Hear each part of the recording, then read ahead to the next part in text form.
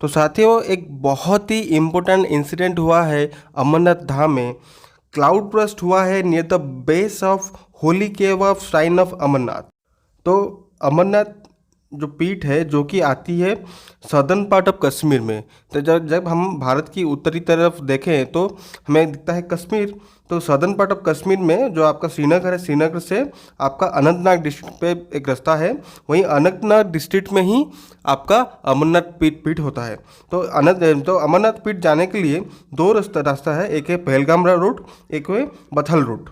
तो अमरनाथ जी की जो धाम है जो कि आपका आती है अनंतनाग डिस्ट्रिक्ट में, वहीं ये इंसिडेंट हुआ है क्लाउड बर्स्टिंग का।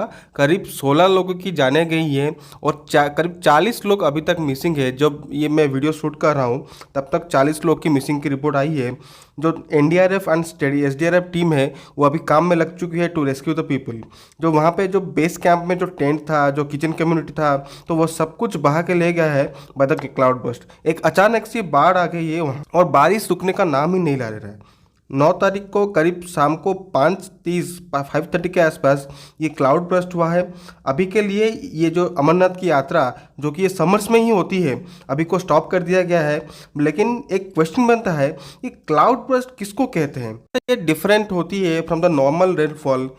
तो दोस्तों, आप लोगों को पता होगा, काफ़ी बार आपको मेट्रोलॉजी डिपार्टमेंट के जो एक्सपर्ट्स हैं वो बताते हैं, जो जब भी आपका जो रेनफॉल होता है, जो प्रेसिपिटेशन होती है, वो अगर 100 मिलीमीटर इक्वल टू और greater than 100 millimetre per hour होती है, तभी हम उसको बोलते हैं क्लाउड बर्स्ट। ये क्लाउड बर्स्ट होती है तो tons of water all of sudden एक साथ ही आपका लैंड में, मतलब अर्थ के ऊपर, का जो सरफेस के ऊपर फॉल करती है, जो कि रिजल्ट करती है एक फ्लड का सिचुएशन का।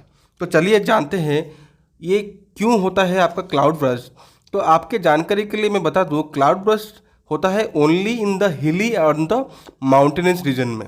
आप लोगों को पता ही होगा किससे क्लाउड का फॉर्मेशन होता है। जैसे लैंड में आपका जो लैंड सरफेस है, वहाँ आपका जो सन का जो हीट रेस में आपका टेम्परेचर इंक्रीज हो जाता है, वो टेम्परेचर इंक्रीज होकर आपका वाटर वेपर फॉर्म होता है, वो वाटर वेपर कंडेंस होकर क्लाउड फॉर्म करता है। तो ये जो मॉइस्चर वाली क्लाउड है जब हिल रीजन में पहुँचता है जहाँ की टेम्परेचर कम होती है, क्योंकि ये बेसिक लॉ ऑफ थर्मोडाइनमिक्स है, तो आपका जो जो जो गर्म हवा है वो ठंडा हवा की तरफ जाता है एंड ये कॉज करता है ओडोग्राफिक रेनफॉल। ओडोग्राफिक रेनफॉल जो कि विंडवर्ड साइड ऑफ हिल्स होता है। तो हिल्स का दो साइड होता है, एक होता है विंडवर्ड साइड, एक होता है लीवर्ड साइड। विंडवर्ड साइड होता है एक विंडी साइड जहाँ पे आपका जो बादल है, जो जो जो आप क्लाउड्स है वहाँ जाके टकराते हैं। तो यहाँ इसके लिए आपका ये जो विंडवर्ड साइड है, it faces a lot of wind and rainfall. Other part of the Himalayan से अगर बोले हम तो लीवर्ड साइड है जो कि चाइना की तरफ है, वहाँ पे रेनफॉल कम होती है, वो जगह थोड़ा ड्राई होता है और बहुत कम रेनफॉल होती है। तो ये दोनों साइड होता है, एक है विंडवर्ड साइड, एक है लीवर्ड साइड। तो जो हमारे पास इंडिया के साइड में जो है, जो इनसाइड है इंडिया के साइड है of Himalayan, it's called windward side. तो विंडवर्ड साइड में क्या होता है, जो नॉर्दर्न पार्ट ऑफ इंडिया है, जो हमारा प्लेन्स है, तो वहाँ पे क्या होता है, समर्स में क्या होता है, वार्म में जब समर्स होता है तो हवा गर्म हो जाती है। तो हवा गर्म होकर कहाँ फ्लो होने लगती है, टुवर्ड्स नॉर्थ फ्लो होकर वो हिमालयंस में जाती है। ये जो वार्म हेयर है जो आपका हिमालयंस में पहुँच जाती है, वो क्या होता है ना, एक साथ मूवमेंट नहीं कर पाती टू फॉरवर्ड, तो आगे, क्योंकि हिमालयन रीजन है तो मूवमेंट आगे नहीं कर पाती, तो वो धीरे धीरे अक्रॉस द आपका जो माउंटेन वो फ्लो करती है, अक्रॉस माउंटेन फ्लो करती है। तो अगर हम देखें तो हिमालयन का रीजन जो आपका रेंज है वो 5 to 8 किलोमीटर तक वेरी करता है।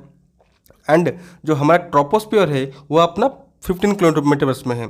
और ट्रोपोस्फियर में आपका जो मैक्सिमम पॉसिबिलिटी होता है जो आपका बारिश का, वो ट्रोपोस्फियर में ही होता है। बट ये जो हिमालयन रीजन है वहाँ पे जो अगर क्लाउड जो मूव कर दिए अक्रॉस द माउंटेन्स, वो धीरे धीरे क्या होता है, वो धीरे धीरे ठंडा होने लगता है। The warm air begins to cool and the water vapour condenses and forms the cumulonimbus clouds. ये जो क्यूमुलोनिम्बस क्लाउड्स है, वो आपका निम्बस का क्लाउड्स है, वो वर्टिकल इंटीग्रेशन होता है क्लाउड का। जैसे जैसे आपका वाटर वेपर ठंडा होते जाता है, वो क्या करता है ना, मूवमेंट नहीं हो पाता उसका हॉरिजेंटली, इसके लिए वो अक्रॉस द माउंटेन मूवमेंट करके एक बाई एक वर्टिकल इंटीग्रेशन होता है, एक क्लाउड के ऊपर दूसरा क्लाउड रहता है, और वो जो मूवमेंट होता है अक्रॉस द जो माउंटेन्स होता है तो वो मूवमेंट हो नहीं पाता, तो इसके लिए वो वर्टिकली एक बाई लेयर वो फॉर्म होते रहते हैं।